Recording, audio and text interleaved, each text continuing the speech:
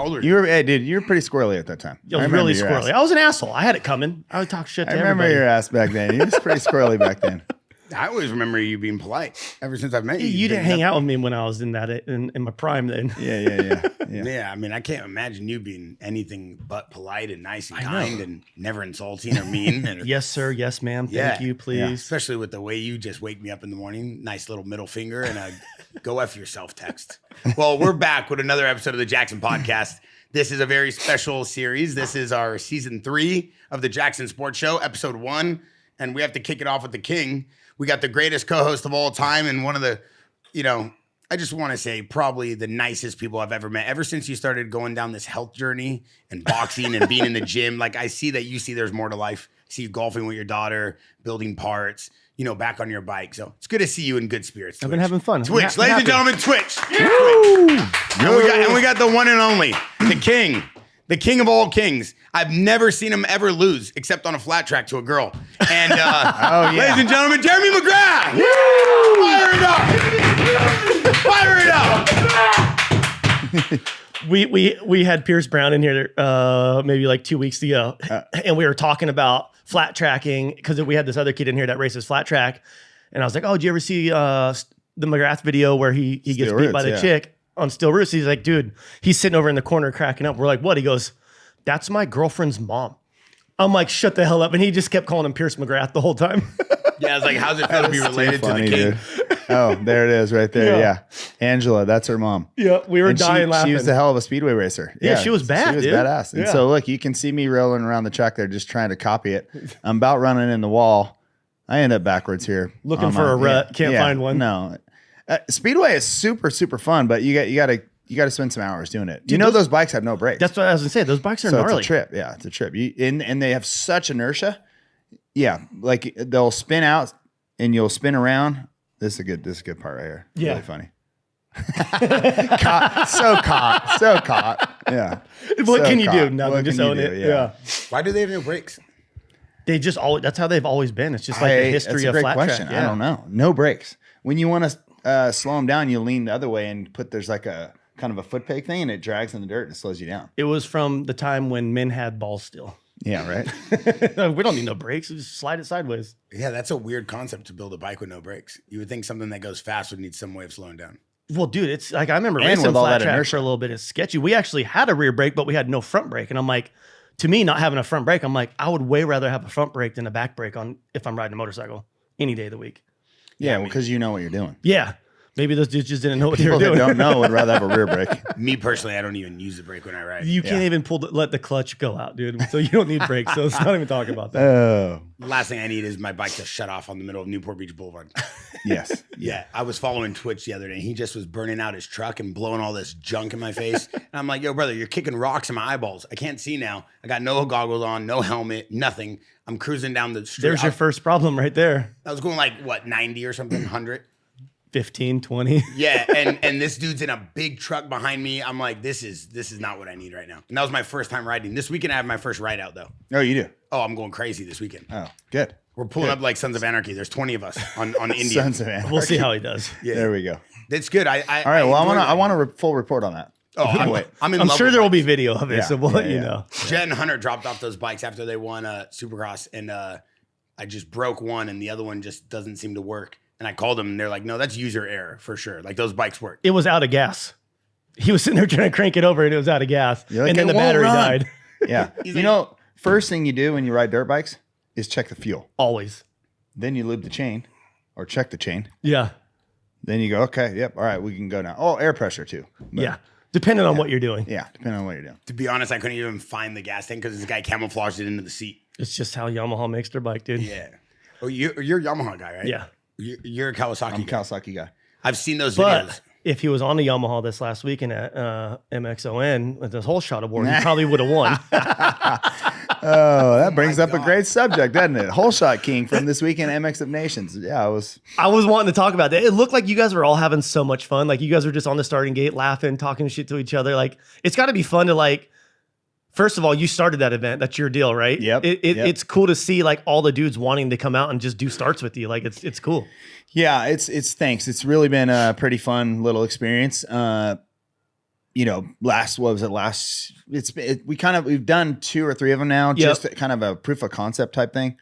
And we were kind of waiting to take it to a big show like we did this last weekend at Motocross for Nations or somewhere big like that where it's worthy. Yeah. And so what it is, for those of you who don't know, it's basically look, there's always this conversation between old legend moto dudes and the new legend moto dudes or new riders. Like who's the baddest? It's always the next generation. Oh, that guy would have kicked his ass. It's like, oh, Jeremy would have beat Ricky Johnson. Okay. And then, the next guy, Chad Reed would beat Jeremy, whoever it is. So we thought, okay, let's get a race together because this is something that old guys can do like us with no risk. And we can get the new guys involved, and we can actually compete, right? You still get like that, like that feeling of like, all right, it's go time. You know what I mean? When this started, my heart just started going again. I love just it. like I was on the start line. You guys know this for feeling. sure. And it's without the risk of like having to go through the whoops 20 laps in a row. You know what I mean? Exactly. Like, the heart rate starts flying because you're like, you know what? I can't get out in first round. No, that's the scary part, right? Yeah. Like, okay, I gotta. This is my event. Yeah, exactly. I'm like, okay, my event, my game, my rules. I better not lose, right? So, anyways, we started getting the lineup. It was such a rad lineup. This right here, that shot right there was from last year's King of the Motos at Johnson Valley, which was a pretty big setup. Ty Davis beat me there, which was pretty cool. Yeah, like, Ty and I raced for Supercross title Is Ty together. older than you? He's older than me. Yep. We raced for a Supercross championship together in 1990. That's crazy. Yeah, I was riding Team Green, and he was on a privateer Honda. He won the title, and I got second. So sick. And then 91 was the year I got on the Pro Circuit Team Honda team. Yep. And then that's kind of the same time when he went off-road racing, right? Right, exactly. He kind of retired from sport, went in a different direction. Yep. But back to this thing. It was like, all right, I hit up Carmichael. I hit up Reed was like a last-minute entry, and Reed comes in and wins the thing. And I was, did Villapoto do it with you guys too? Villapoto right there. Yep. Villapoto and Reed right there. So Reed took out Villapoto. That's RV, I think, right there too. It looks like that's RV 2. and Carmichael. RV took out Carmichael. So it's pretty quick. It's 4-on-4, then 2-on-2, then the winner. So really, you can get this show done in half an hour. But we had Rob Bidas over there who just crushed it. He loves talking. He on loves the mic, it, and he loves all of us. Which, man, I'm so stoked he was able to do that. It's cool to have. But we got like Bradshaw, we got Stanton. Emig came out for it, which was awesome. He had to leave on Saturday, he had to leave on Sunday morning basically to get back. He was doing that live tour he's doing. Oh yeah. So Tedesco was there. I mean, we had a really fun group. There was 56 championships between the group. That's insane. 56 championships between that many gnarly dudes. Yeah, in it was spot. Bradshaw, Stanton, Emig, myself, Carmichael, Villapoto, Tedesco, Reed. That's insane. Yeah, that's a pretty crazy group. So I'm just pumped on those guys. They all made a big effort to do it. I mean, I was personally stoked. Bradshaw and Stanton were there. Yeah, obviously those legends, are the guys dude. that raced right before me. So I think we're onto something, dude. We have some little fun competition. It'd be fun to, look. We know in Supercross they have the dirt jumps, right? Yeah, at 4 or 5 rounds. We just need a flat space next to it. Yeah. We could put it on during the day. I was thinking the same thing. Like, it'd be sick. Like, even if it was in the Monster area, like where we do like the freestyle shows and stuff like that. I was like, I was thinking too, I was like, after watching it this weekend, I'm like, dude, this could be something sick. Cause it's like, there's still, you guys still have generational fans. Like they heard about you. Those kids heard about you from their grandpa and their dad. You know what I mean? So it's like, it's cool to show up at Supercross. And it's like, you have so much time to kill in between practices and qualifying. Like, that would be like the perfect spot to see it all the time too. And at Supercross, like we're all former dirt bike racers. Yeah. Half of you guys are there anyways. Doing, not against anything else, but a lot of those, like you said, the kids that are there, their dads watched us. Yeah. So it'd be pretty neat to have that there. So anyway, Dave was over there for Monster. Monster was super psyched. I bet.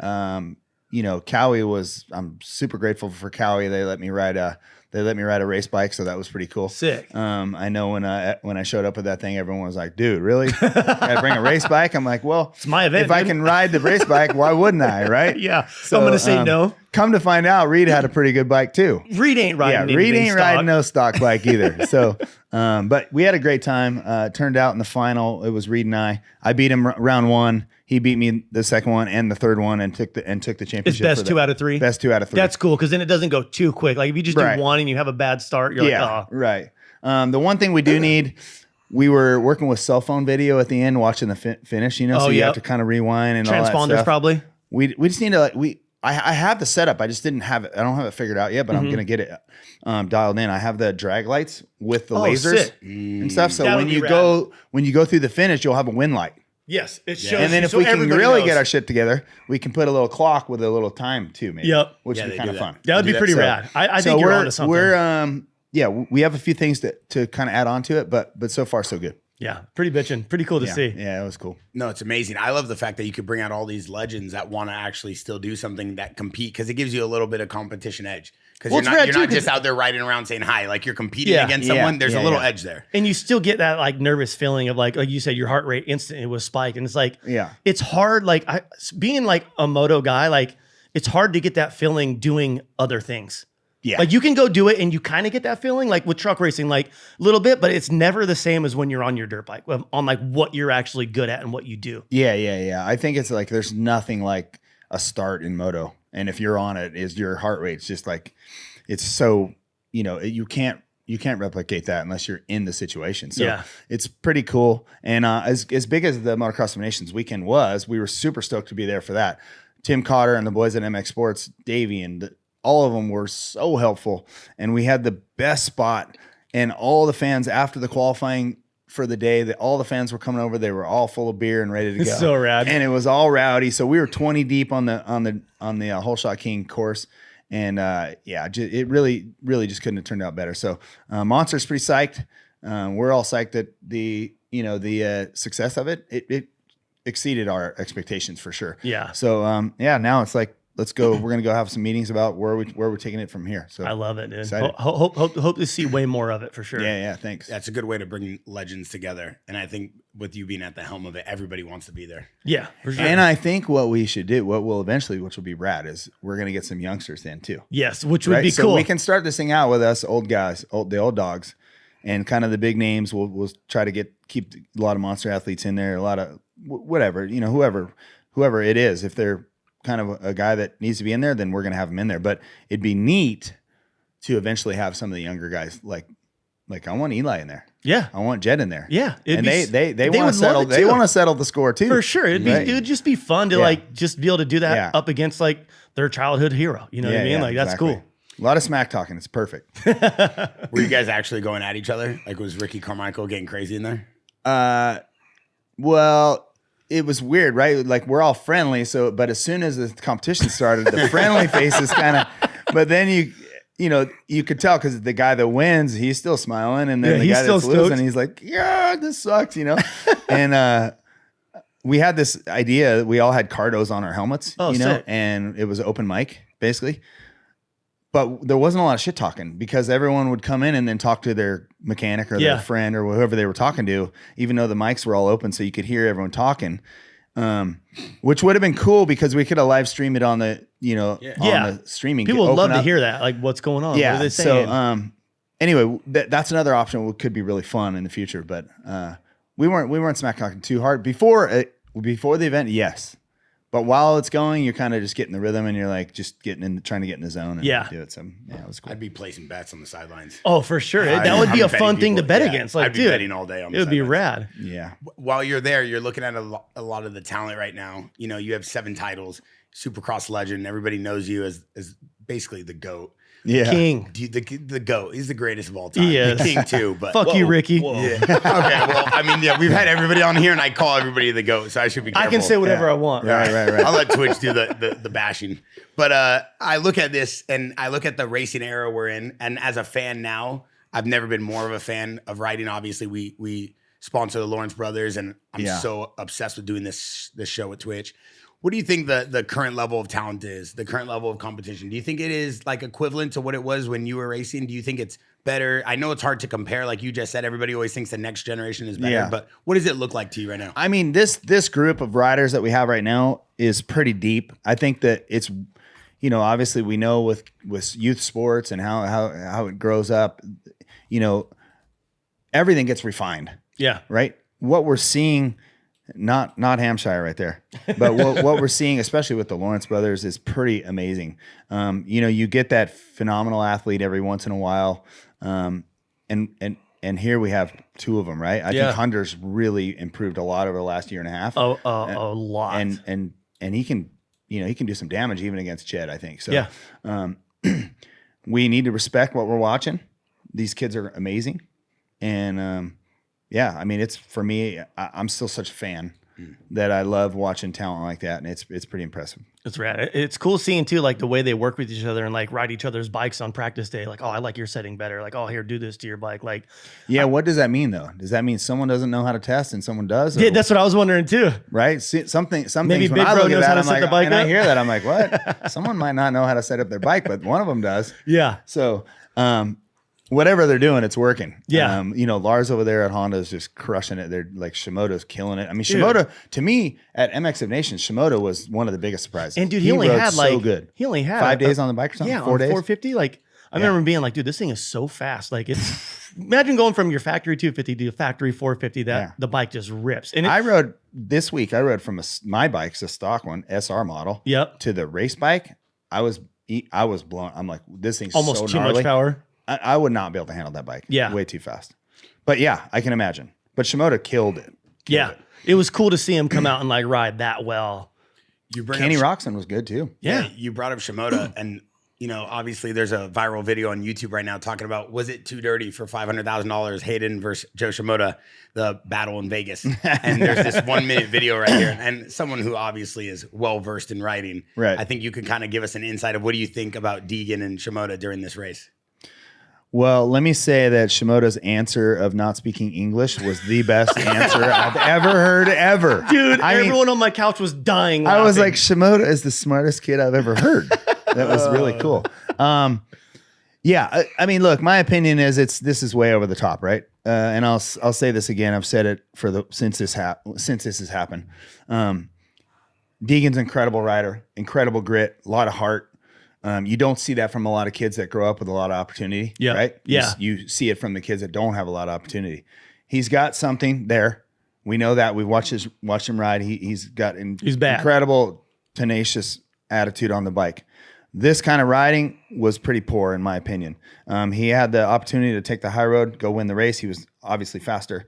He was in the lead. He could have probably took off. So in my opinion, he should have just took off and won the race.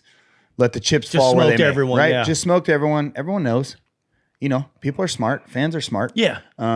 This kind of stuff is not good on the whole for our sport, right? We're trying to be a professional sport. We're not wrestling. Yep. We are racers. I see some people talking crap like, oh, you guys are getting soft. Like, if this was someone else, you would have done this. And it's like, I get it. Like, there's 500 grand on the line. Like, I get like 1 or 2. But to like keep it going, I'm like, all right, why not just check out and just smoke everyone, make them look stupid, and take, like you said, like take the high road. Yeah, what's more important, winning or putting the guy in the dirt? Yeah, I mean, look, here's what he did do. He did all this and lost second place, which was 250 grand. Yeah, which is a good payday. I know he don't care about all that, but I just think it was pretty poor. I don't know. As a racer, yeah, look, for sure. Do you think his team was upset? Do you think like his dad is obviously a legend in the game. Do you think that he's more of just like, hey, go out on your shield? Or do you think he probably pulled him aside and was like, yo, dude, you still got to win? No, dad planned the whole thing. I mean, he's like, we're winning or we're losing. In my opinion, look, Brian's older now and he's grown up. He's raising his family and he's doing a good job. Hell of a job. Yeah. But that just looked like Hayden switched into his dad's mode. Yeah, from back in the day, right? It was straight malicious style. Right, it was malicious style, and whatever. What about Joe Shimoda? We're talking about it, so yeah, exactly. Good press, bad press, it's all press. That's kind of the motto. Yeah. Does Joe get a lot of love and a lot of credit too to be able to withstand the bullying on the bike and still come out with the win with one hand?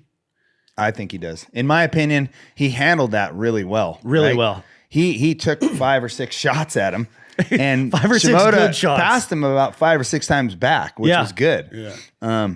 It was good riding. He came on strong towards the end of the season too. Like, I've always been a fan of Joe. Like, he just always seemed like so relaxed out there. Like, when you watch him ride, he never looks like he's going fast. He's just so smooth. Yeah. Looks like clockwork. But then like to actually see him get aggressive and like go for it this year was cool to see. No, it was good. I think Shimoda's he's an amazing talent. Yeah, and he's only getting better. I think he's gonna be hard to beat next year on a 250 for sure. Well, look, we've seen that in the past from him, right? We've Yeah. seen him start out slow, finish strong. We're like, all right, next year he's going to be the guy. Then he starts out slow again. You're Yeah. like, okay, so he has to really work on the beginning of the year And to get some, like some of us to go like, all right, okay, now he's the guy. He can start the series strong and go from there. like he did this year. He started the series strong and then got clipped by the pit board, broke his hand. Right. And then struggled. That was kind of out of yeah. his hands. That was But kinda like, out of his hands, yeah. yeah. But like you said, we've seen it in the past. He'll start out strong Yeah, and yeah. then like be terrible where you're like, dude, like you should be podium guy. Yeah. And then by the end of the season, he's And there. I think in the hopes for us as a fan now, you can kind of see him getting over that hump. yes. I think he should be pretty strong all the time now. And I feel like that's Right? just like maturing now, like Yeah. and knowing he's a front runner. Yeah, I mean, I think honestly, we would have saw last year. We would have saw that out of Kitchens. Yeah. He kind of was expected to be sort of the guy. Like, let's see his rise now. Yep. Well, he kind of fell off now, had some injuries, whatever, and Yep. Shimoda really picked it up. So, the 250 class is so great to watch. Dude, it's so fun. Yeah. So fun. I love it. I'm really, We really see him loving in here like every other day when he's training with Joe Cancelleri, and Joe Shimoda is the nicest guy. Yeah. And before the race, I don't know if you heard the story about e-bikes. With me talking to him about e-bikes and stuff. I don't know, maybe he got lost in translation, but I kept telling him, hey, Joe Shimoda, don't ride like you're on an e-bike. And I know nothing about racing. And then it was like moments before the race, and this guy texts me, and Joe Cancelleri, the coach here, who coaches Joe Shimoda and is his trainer, was He like, used your quote. yeah, he's like, yo, what did you tell this guy? He's telling everybody there's nothing E about this place. And I'm like, I don't even know what that means. And they're like, well, no one knows what it means, but he's saying that you told it to him. And I'm like, bro, I think to be honest, it means nothing. He was going on, and then he basically had DM'd me, and he was like, yo, thanks for the support. And the guy's always in here. He's always training, and he wants to be the best. So I love anybody who puts that much time and effort into their craft. But he kept DMing me saying there's nothing E about this place. And I go, bro, I don't know what that means. And he kept telling me, you're the one who told me this. And I'm like, oh, yeah, you for sure don't speak English. I love it. Well, it's safe to say that in Japan, this Joe Shimoda is a legend. No, for sure. I mean, there's no one that's even been close to be able to No ride at the Japanese front racer, like right? this. No. No. And like the times that he did win, all the big wigs were over here from Japan. Like that was pretty cool. Like for them and him. Like yeah. It's really neat. I mean, he's crushing it. I think it's the team atmosphere over there. They're doing a good job. At Motocross of Nations was crazy, dude. Honda's pits were 3 semis. Was it really? And they had all the guys from all over the world that are there on factory Hondas. Yeah. There was like 20 factory Hondas. That's insane. And the way the MX1 and MX2 and MX3 motos work, where they do one, then they both do one, and then each, like Jet and Hunter, both had to have 2 bikes. Yeah, I saw that. 2 factory bikes, and they can ride one in one moto, one in the other moto, and they switch for parade laps. Because they don't have time to switch. Lars was kind of giving me the rundown on it, and I was like, wow, dude, this is crazy. I go, you have like $20 million of factory bikes sitting here. Yeah. All of them between 3 tents. I was pretty blown away. It was a huge effort on their part. To have that budget and like to be able to like handle that, it's pretty gnarly. Yeah. Cowie had Rome and Favre, the world world champ from this year. He rode really good. But yeah, that effort from Honda was crazy. Yeah. We see this video going viral, and it's talking about what Jet does on a bike. And people keep saying, can you see what Jet was doing? And can you see the way he's riding? Have you seen this video, this clip? I haven't seen this clip Got until like millions pretty of sick views. looking. Yeah. So it's basically the way Jet's handling the bike and Yeah. what he's doing, kind of, finding his lines and the way he can control his body. But do you see what he's doing, or can you like elaborate to the fans watching this what you're looking at? Well, yeah, what we're watching is, I mean, his mind is very creative, right? Because another rider, it takes a lot to think, okay, I'm going to land out there. I'm going to hop across the ditch or the little gap there, landing on an angle And in a scrub rut, this. and then scrub off that. I mean, that's just his creative, awareness is pretty on display right there. It's kind of like, you're kind of like sort of trying to blitz a big set of whoops, but kind of in a corner. But I mean, that's not easy on a 450. I mean, look at the conditions there. No, dude, that track looked pretty gnarly. There were some like big soft spots. I saw Jet a few times while I was watching around the track. He had a couple almost big ones. Probably the most mistakes I've ever seen him have in one weekend of racing. Hunter also, right? Hunter won that moto, but he crashed twice. Yeah. Yeah, the track looked gnarly. It was brutal. Like, and it's fast. It was. I feel like they had something to prove this year. You know what I mean? Like they left it all out there for sure. The prep I thought was really good. Recently we've seen in the Motocross Nationals, really deep, right? A lot of following, a lot of ruts. You got to jump in the rut. If you go way out here, you get smoked as far as time goes. The track was like medium prep, so which I think is way better. It's kind of like when we used to race. I feel like the prep was more like this. So you had more lines, and like you could actually the beginning battle. was soft, the middle was kind of medium, and the end was hard pack. Yeah, so it kind of changed a lot. And I think it was really nice. I've seen Barsha chirp in a few times this year, like, oh, finally someone got the memo on how to prep a track so we can actually race. Like, it's cool to see when like the riders are actually saying stuff, because like they know, like, like we could have way better races if it wasn't so soft. You know what I mean? Or agreed, yeah. Like so deep in certain points. Like we get you're trying to slow the track down, but sometimes I feel like it's more dangerous. I don't know. It's kind of weird. I've never even asked anyone, or I haven't talked to anyone. Are they trying to slow them down, or are they just trying to keep the dust down and just making it really muddy? I don't know. Probably both. I don't know. But like I remember like Paula every year is like so deep, and it's always like 1 to 2 lines, and it's like it doesn't make for good racing, but it's like I don't know if they are trying to prevent the dust, because that place does dry out fast, especially by like second moto. Yeah, but I mean in the old days when we were racing nationals, and there was water before the second moto. It's like, okay, you had to deal with a little water the first few laps, right? Yeah, slick as hell. Hard packs. You're like, whoa, shit, it's slippery. Yeah. You had to deal with that. Now they can almost just leave the track, or some of the nationals at least, they can leave it all day. This track, they had to water a little bit before, which made it good. I think the rider, look, I think there's too much today. They're trying to take it out of the rider's hands. The rider still has to be the rider. Yeah.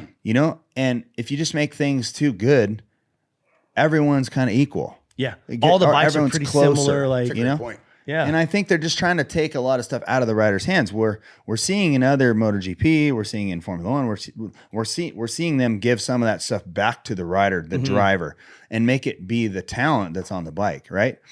It doesn't matter. The best guy's going to win. Doesn't matter if they're in a circle with 2 cones. The best guy's going to win. Yeah, he's going to figure it out. Yeah. So I just think I kind of disagree sometimes with like trying to take it away from the rider and just make it easy for everybody else or whatever. So we've seen that in the last few years, especially in the start, especially with the way the lockdown devices are in the front of the bikes. I mean, they're all so far down now. Dude, it's crazy how far some of them are. Yeah, they're making wrenches to like a big leverage thing to get that thing down. That's gnarly. I mean, in my opinion, they should probably take some of that away. Bring it back to the rider. Bring it back to the technique. How good are you with your clutch? Let's go with a 2-inch maximum lockdown. Yeah. Or let's not a 10-inch one. It's pretty gnarly.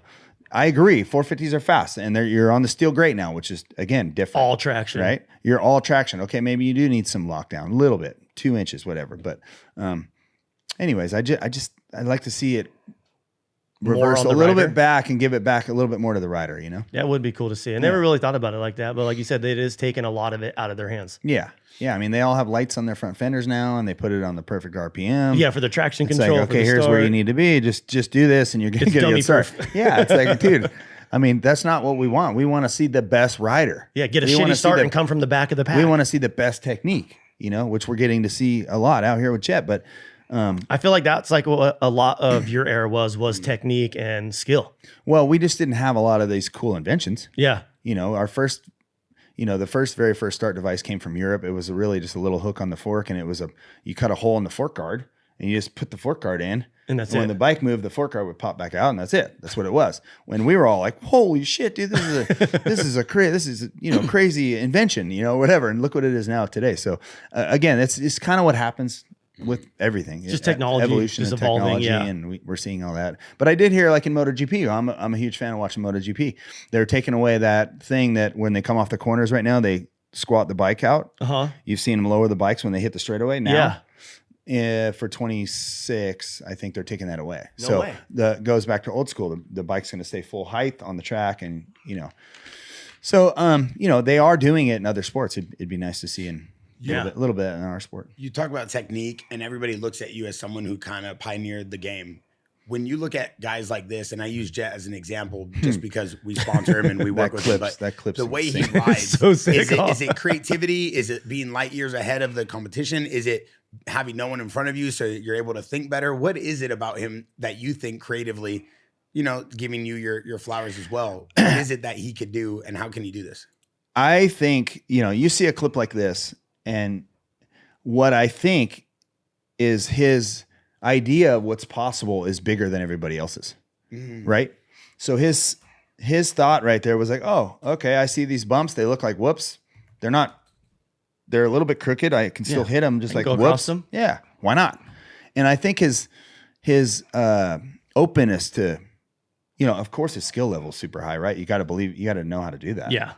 But where no one else could see something like that, he sees that, right? And you see that from Hayden. Yeah, a lot. He does a lot of that on the Supercross tracks where he'll kind of wheeling and jumping and doing stuff that, you see the creative mind going, right? And it's not just about the skill. It's just like you gotta see it to do it. Yeah, like the line he had in Vegas going into the sand section where he would square the corner way before. Yeah. That was obviously slower, but then go wide and then jump 50 feet into the sand section. Like, it was so sick, and he was making up so much time there. Yeah, and it's like you said, it's just him seeing something different than everybody else. Yeah, and I think that's what when you see the best guys, you just see the difference in what they're seeing versus the other guy. They look at something way different than everybody else. Right, exactly. This is faster. I'm going to do it. Totally. And this kind of clip right here, the top 5 guys can do that. Yeah, but they just didn't see it. They don't see it. Maybe they don't see it. Even his brother doesn't see the lines that he does. Yeah, and he's damn near as good, right? It's second yeah. best for sure.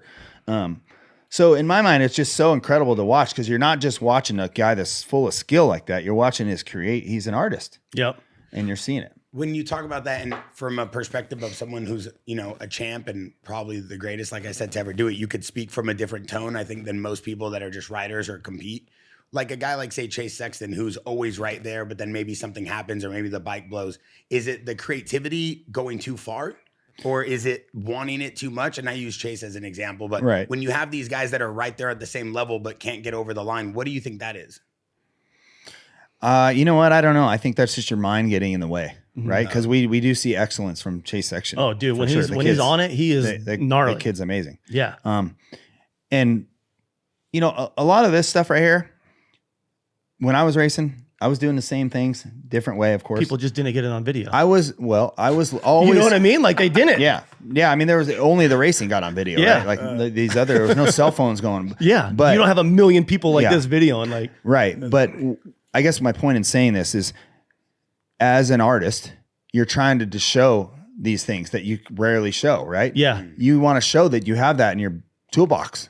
Right. And that, whether that's back when I was racing, trying to do a jump that nobody would do, or doing whoops that were super huge and everyone was rolling to them, or showing off what you actually have in your arsenal. Those are fun things that you can do as when you can, when you're at this level. Yeah. Right? And he's constantly wanting to show us what he's made of. Check this out. Right. Check this out. You guys do this one, follow me on this one. This is what Hayden does a lot. Yeah.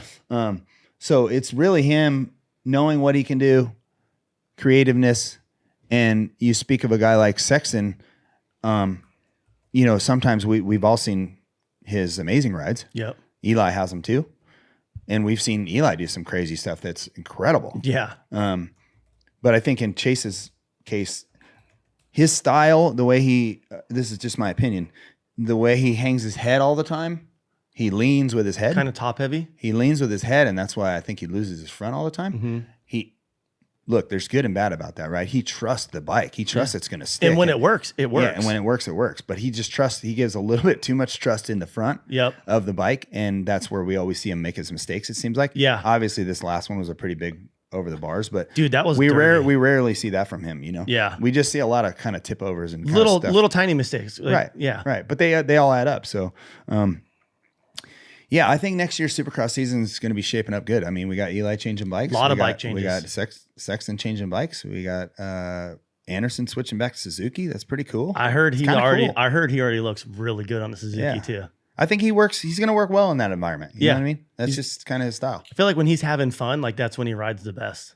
Yeah, I think it was obvious that he needed to bring back some of that relaxing, some of that fun. I mean, he will certainly ride better, I'm sure. Yeah. We'll see. I feel like sometimes, like, I don't know if guys just get too comfortable, like, in their environment, or they just need a change just to, like, switch it up so it's something different and something fresh. Because it's like, I know when I asked Cincerillo, I'm like, did you ever think, like, a bike change, like, your career would have lasted longer? He's like, no. He's like, I love my cow. He's like, I never wanted to ride anything else. And then you talk to other guys, they're like, oh, dude, I needed a bike change. Like, it was just something new and something different, New people, new environment. Yeah. Yeah. New energy. I've been in this situation, right? I've been I was years at the top doing this stuff. I mean, change is good sometimes. And when you get in an environment for a while and you're not meeting your goals, things are not happening like you would like them to happen, or you know that they can happen, change is good because it becomes a big burden on your shoulders. Like, I'm not doing what I'm supposed to be doing. I'm getting paid to be. Yeah, I'm supposed to be winning. up there and I'm right here.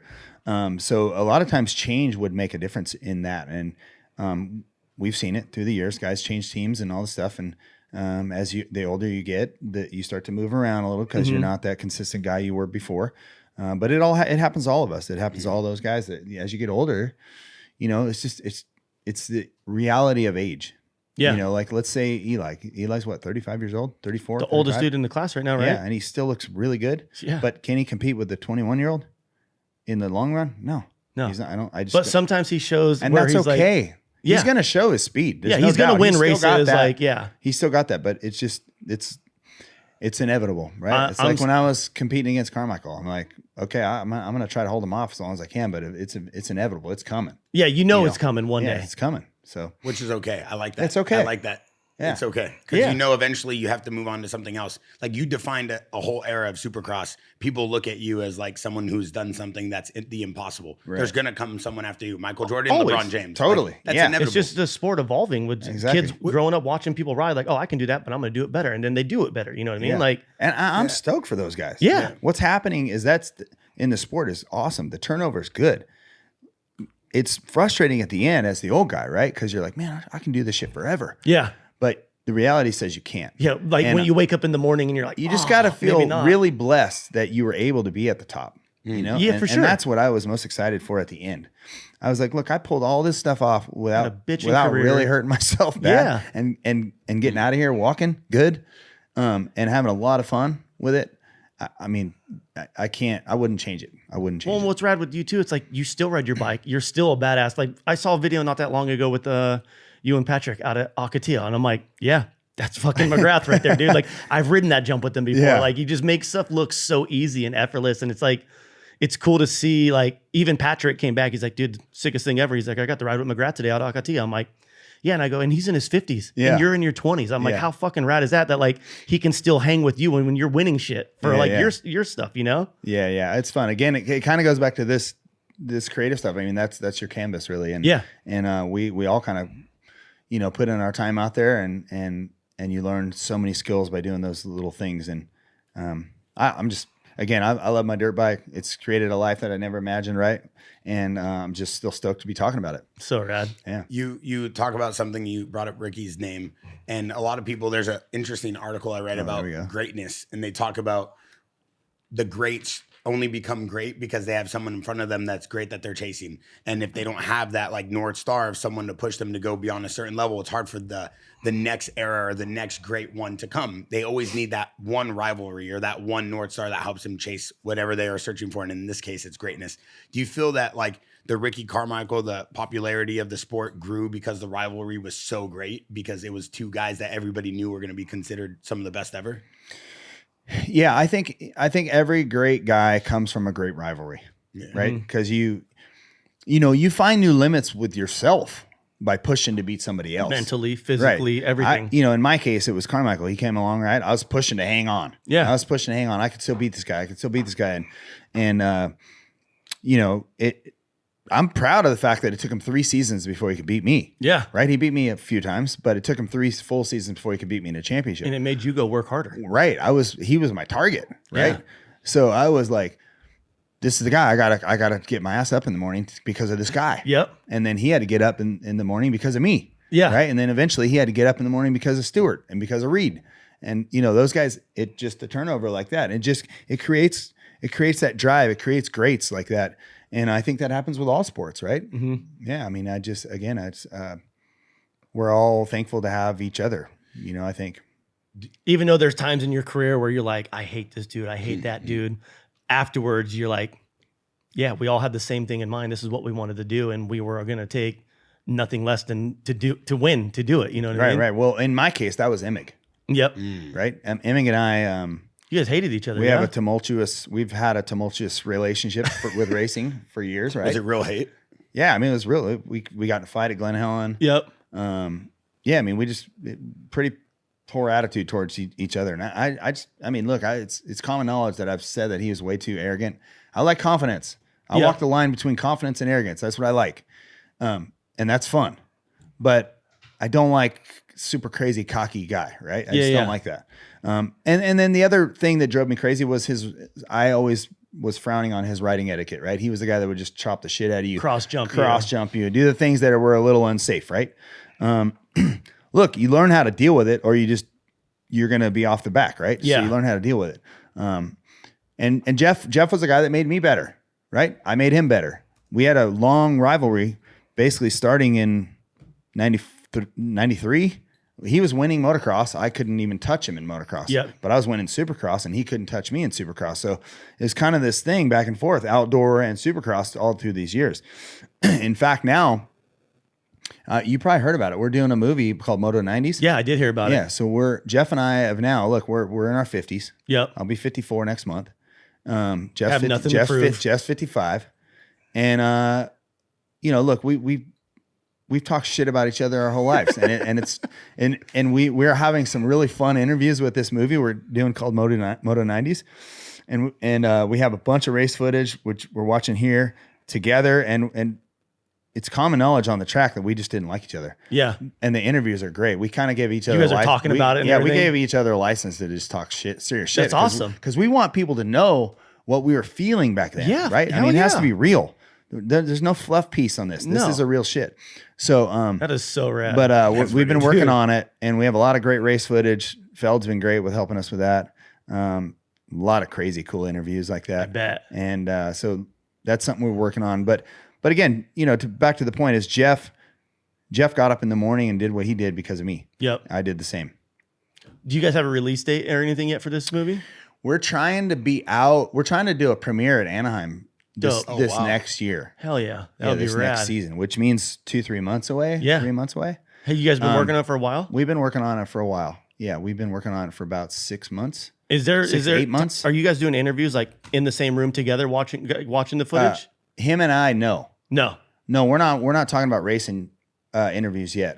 It's mostly about the rivalry part of it. Yep. So basically the 95, 96 to when he stopped about 90, was it 2000 maybe? Yeah, 99? somewhere around there, yeah.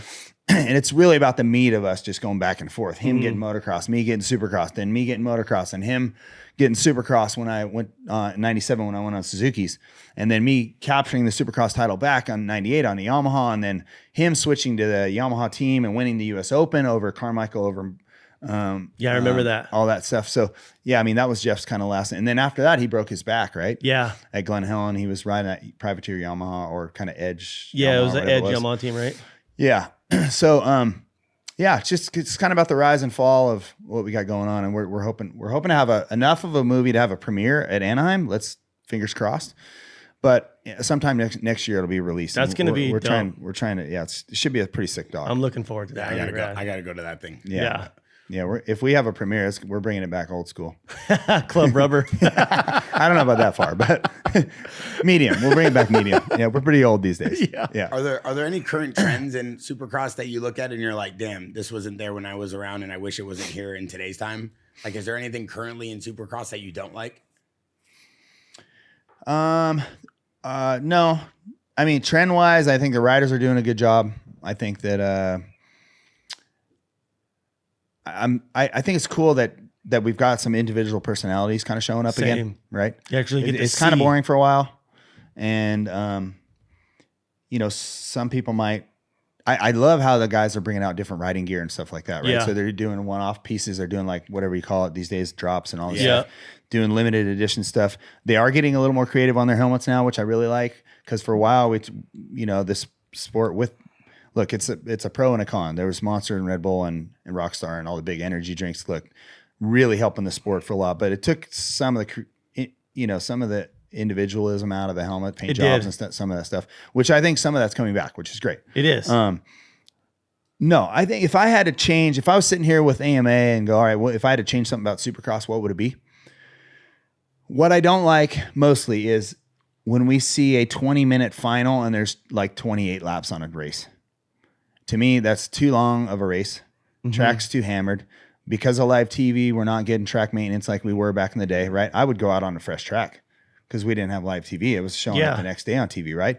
So I think we as fans are missing a little bit of good track prep, but it's only the nature of live TV.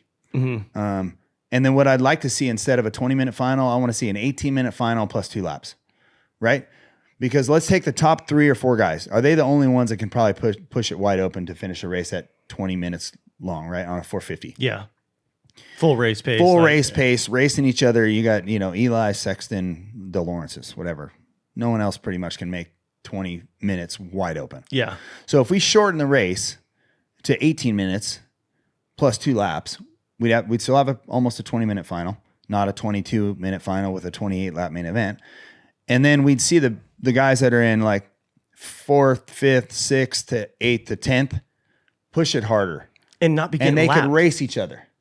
Right now they start and they go, okay, I'm going to go this pace because I got to make this race. I got to get to the end with a decent pace. Yeah. Right. So if we shorten it up a little bit, I think we'd get the 6th through the rest pushing harder, which us as fans would give us a better race.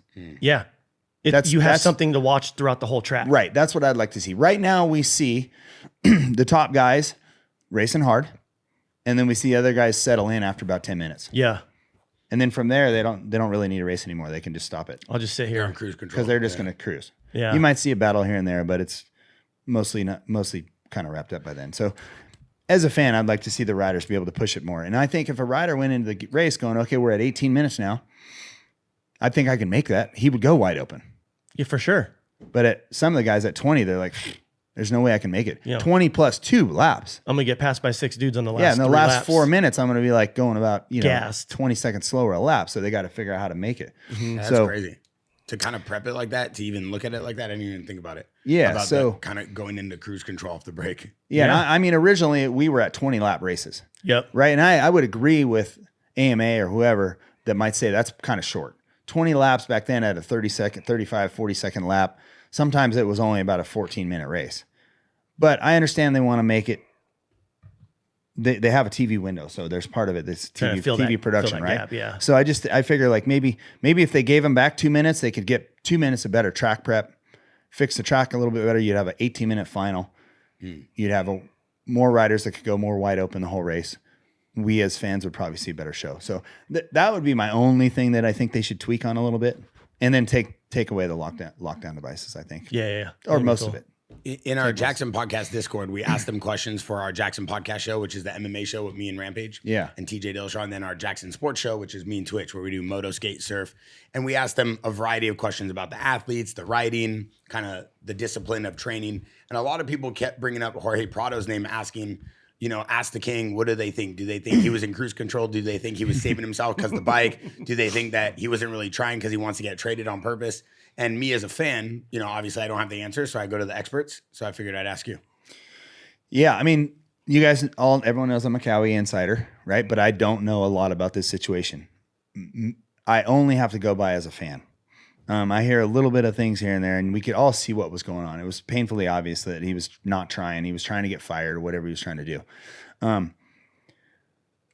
Here's the situation from being in this arena.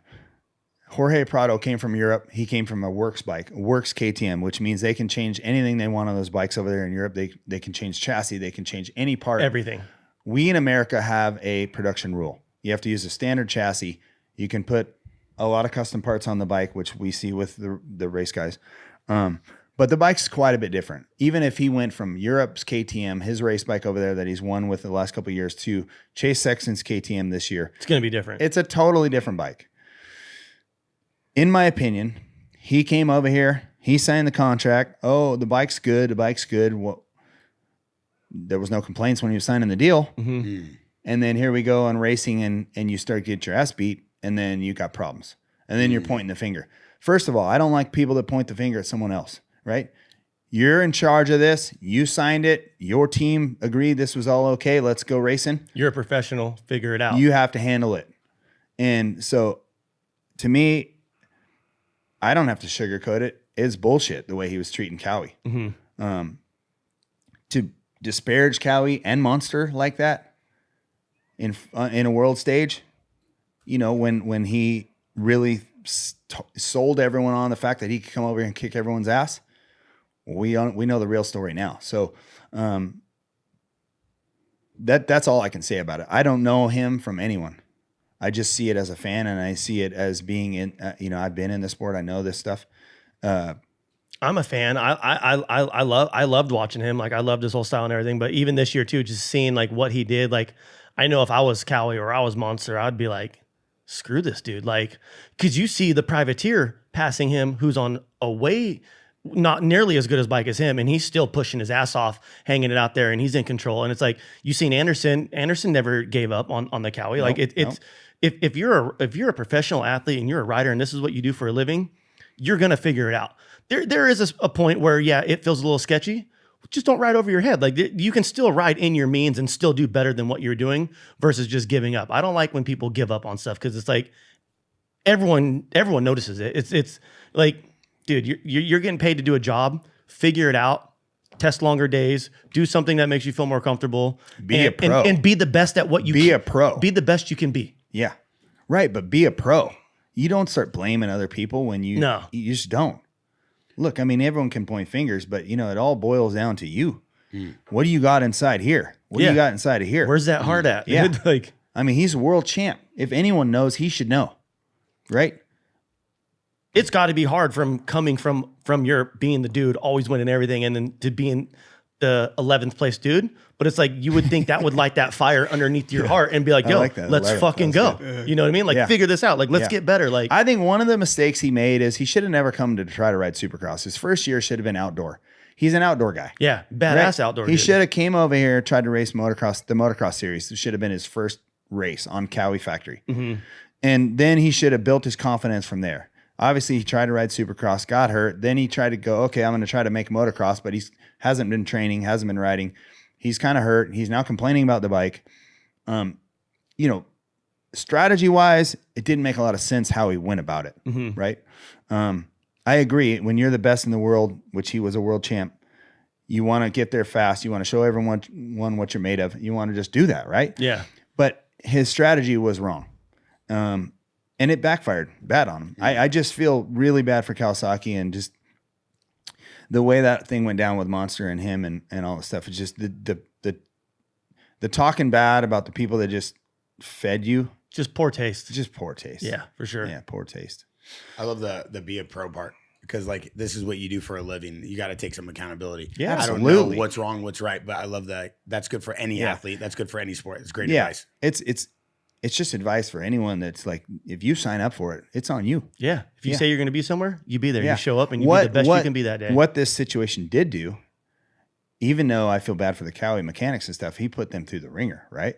But what it did do is make the Cowie now is so fast right now. and so next year's bike, I feel like, is going to be so strong. And then one of the other things that was lame was he went out there and said the bike was super slow, and then he ripped a huge hole shot, got in the lead, and then faded to like 11th. Or whatever. Yeah. I mean, no better way to make yourself look like an idiot than that. So it's a shame that it all happened. I'm sorry that anyone had to go through that stuff, but it's his own fault. Yeah. Yeah, they were parading him around like he was going to be the Lawrence brother killer. And I'm like, bro, you guys got to chill out with all that. I'm like, let him get through a race first. The Lawrence brothers would wax this dude on their bad day. Yeah. Like, come on, and how much pressure did that put on him? Yeah. I had to have been a lot. Yeah. I walked in the gym one time when he was doing the podcast. He was a nice kid. He came in here. I have nothing bad to say about him, but everybody was hyping him. Oh, this is the Lawrence brother killer. I'm like, first of all, no one's killing the Lawrence brothers, okay? No. This is not medieval times. Second of all, like, dude, come on. I want to see the guy race first. And even I know that as a fan. I was on that bandwagon a little bit. I'm like, he's going to be bad. I'm like, Prado's going to be bad outdoors. Like, I've watched him for years, and like the shit I see him do on a motorcycle, I'm like, dude, this dude is badass on a bike. But I never thought it would have came down to like what it did this year over here. Maybe just the Americans are better. I don't know. I mean, look, they're Australian. Hey, they're more American than Australian, dude. Leave them alone. There's the ebb and flow. There's the ebb and flow, right? Dude. I got one more thing for you. First of all, thank you for coming on. Season 2 so stoked, or season 3, episode 1. So we got to kick it off with the king. At your height, everybody's chasing you. You know, you're the king of the world, and you're untouchable. And you have a crazy mindset, crazy style, crazy attitude, kind of like this bad boy arrows, really different though with you because you were winning. It wasn't like a thing like, say, Twitch. I always look at him as like he was the bad boy dude when I was growing up, but they were like doing crazy things and partying, and you were doing more of like a professional racing thing. So it's like two different bad boys, you know? And in my way, I look at you and I'm like, how do you keep the edge? How do you keep that mentality knowing that everybody's gunning for you? Like, for example, Hunter and Jet, you just said it yourself. Hunter's going to come into his own, and he did. Yeah. Now you have, you not only you have the whole kind of class coming for you, now you have Hunter coming for you, your brother, who's just as good. How does a guy like Jet Lawrence keep the edge going into this next season? Great question, because I've been asked this question a lot. Like, how were you able to last that long on top? Right. I think that, there's a great quote in our sport is you're only as good as last Saturday night, right? So every week you think like, oh shit, who's going to beat me this week, right? And you're constantly thinking about it because the turnover rate's high. Yeah, there's a lot of turnover dudes out there rate's high really unless good. you meet someone like Jet Lawrence or someone like myself or Carmichael or somebody, you know, Reed, Stewart. One of my most important things I always did, and it just sounds weird, but I always thought of myself as an underdog. And I just kind of always try to have the you know, mindset that like I'm an underdog, even though I just won, you know, the last week or whatever it was. I just tried to think of myself as an underdog, which for me always created fuel to win. Right. There was plenty of times I got caught up in it. Right. I was winning a lot and I get cocky and get caught up in it. But for the most part, I think one of my most important things I did is just try to keep myself in check. I was cocky, borderline arrogant at times, I'm sure. That's just confidence. Though, I had a lot of confidence and it was all working, but there was times it caught me, you know, because karma has a way to do that, right? Life has a way to slap you and put you in the right place.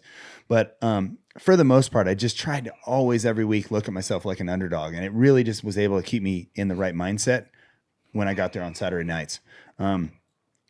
And in motocross, the motocross series for those years that I started to do really well and like I committed myself and dedicated and just found the discipline needed to get that done. The challenge was just like, because everyone said I couldn't do it.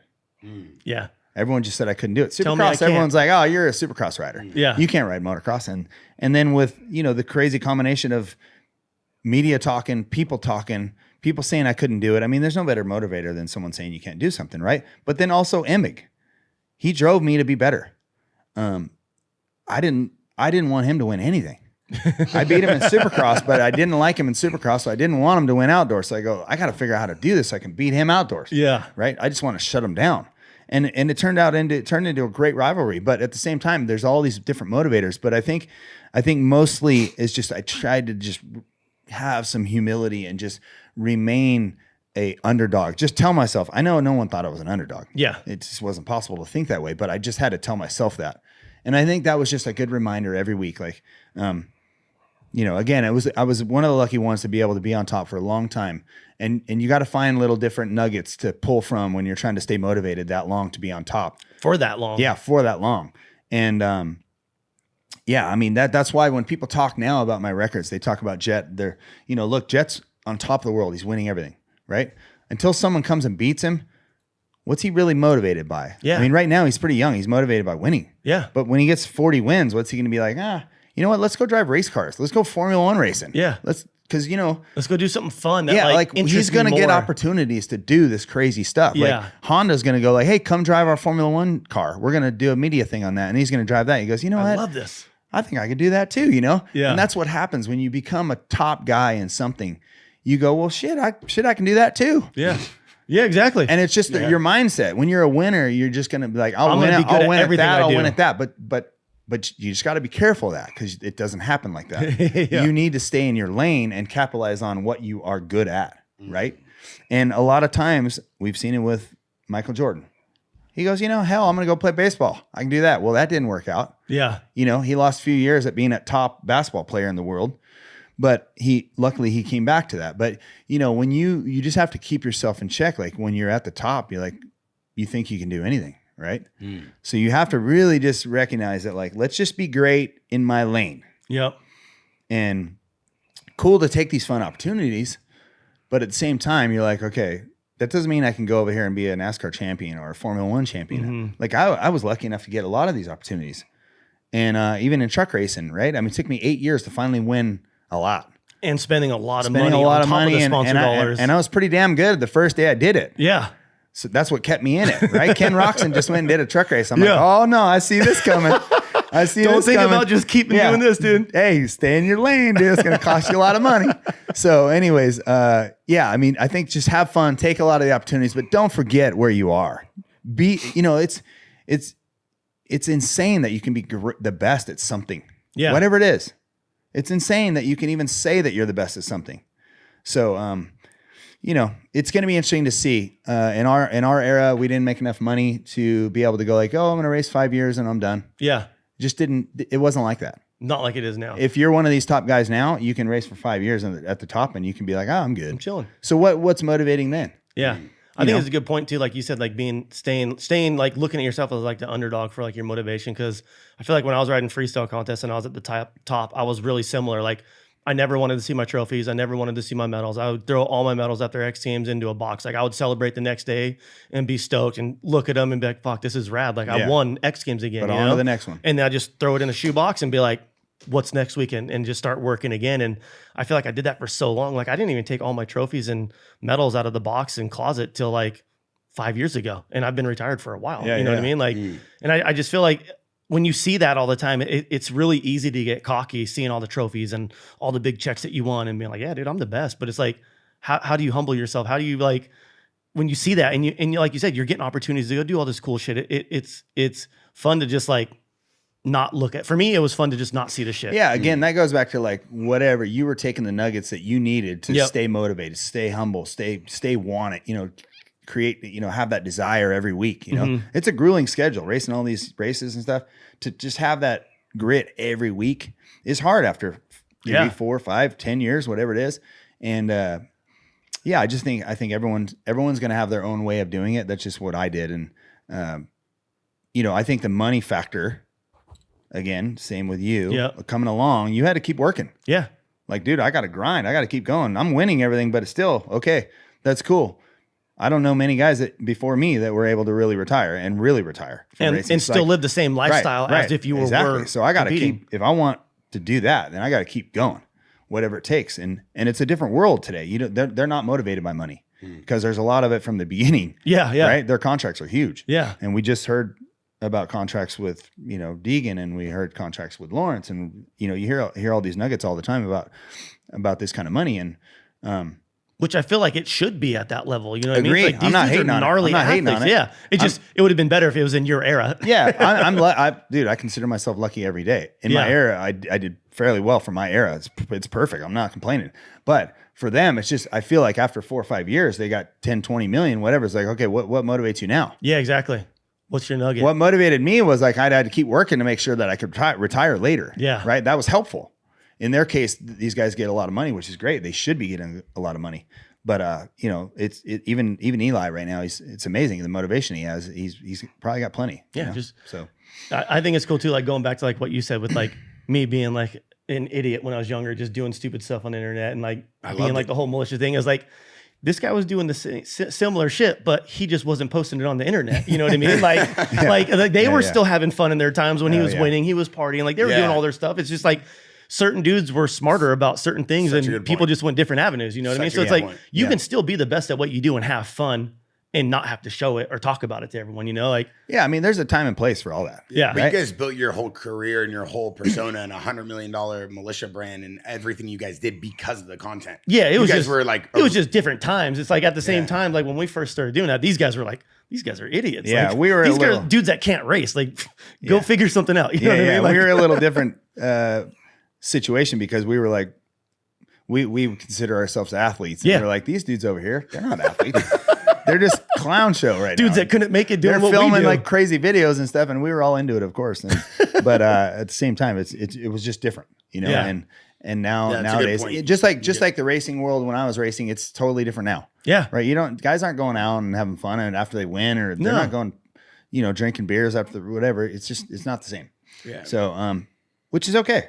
It's just different. And like you said too, like we're starting to see more personalities and like more like, I feel like it's way better for the fans to connect with someone because you're like, yo, that dude's just like me, or I do the same thing. And, Right. you know, like 100. that's what I like too. Is like, it's starting to see like all the dudes, like they're all having their chicks film them for their vlog and stuff now. It's like, Yep. you get to see more inside, more of like their lifestyle, not just like the thumbs up on the podium or like the dude who's pissed off because he got third place. It's like, yeah, like the dude's pissed off because he put in so much work this week, Yeah. which if you go back and look at his vlog, he was testing till 7 p.m. He was riding till dark. Like he wants to be better, but it's like, you're like, oh, he's mad because he got third place. He's like, yeah, like I feel like I should be on I should be winning the race, you know? So yeah. it's cool to see everyone coming out more and showing more of their personality. I think so.